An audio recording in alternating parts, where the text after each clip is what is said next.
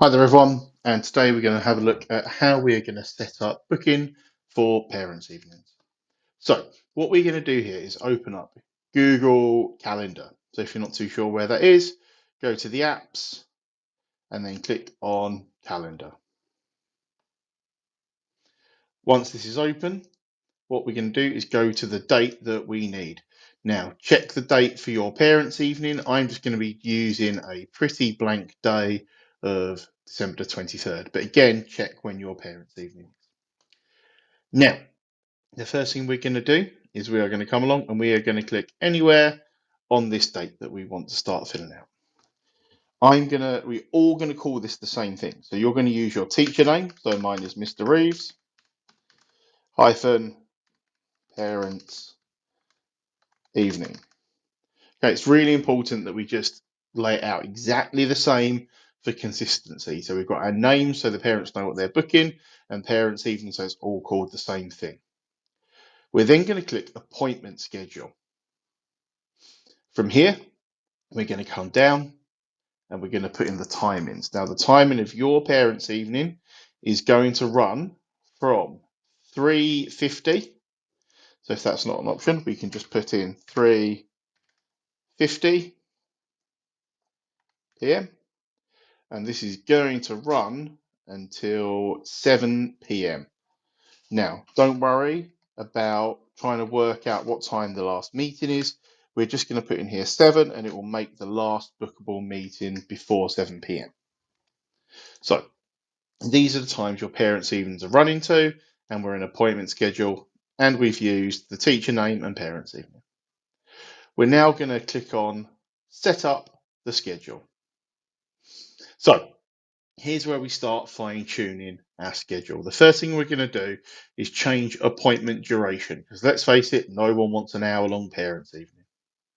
We're going to come down and we're going to click custom, and we are going to change this so it says 10 minutes. So every meeting is going to last 10 minutes and click done.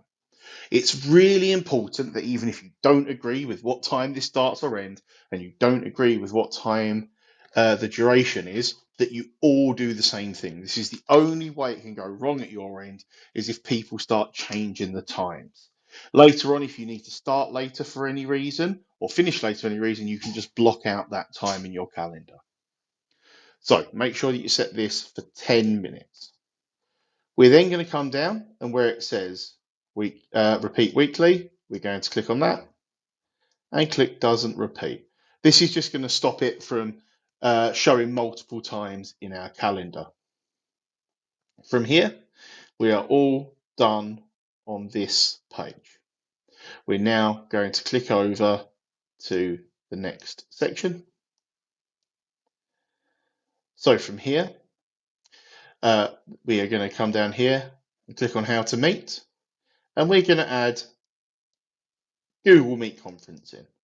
This doesn't mean you're going to need to do every meeting via Google Meet. Most of them, I believe, will be in person, but this gives the option, this automatically pushes out a Google Meet into every meeting that's set up. So if someone does want to meet remotely, you don't have to edit the meeting at all. We're going to come down, we're going to leave description the same, and we're going to come down to this section here called booking form. So this is what the parents will see and fill in. At the moment, it's got their first name, their surname, and their email address. We are going to add another item. We're going to add a custom item, and we are going to add child's name, and then click add item. So what this will do, it will now ask for the first name, surname, email address, and child name, so you know, even if the parents' names don't correlate to the child, which parents you're talking to. We're going to leave require email verification unchecked. That just means that anyone now that is filling this form in doesn't need to access it via an email. We're now going to click save. So as we can see here, I now have my blank booking form, and I have the option now to come on here and share this booking page. What I'm going to do is click share. Make sure I selected single booking page, Mr. E's Parents' Evening. You can see any other available bookings you got there. And I'm going to copy the link. Now, what we're going to do with this link is we're going to come over to the Google Doc that's already been shared with you. You're going to come in, you're going to type your name, you're going to type in what it is you teach, and you're going to copy and paste that link in from the calendar that you've just done. That's it. That is now live. So if we click on this, we can check to make sure that it takes us to the right place. So now this has taken me to my booking page.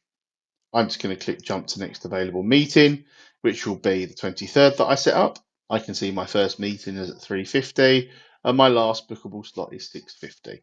This is what the parents will see when they click on the link, whether they're signed in with a Google email address or not.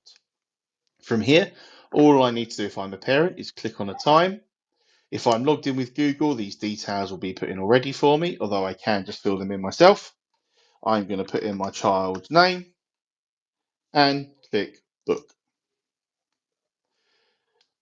That will then be emailed to them and I can click close.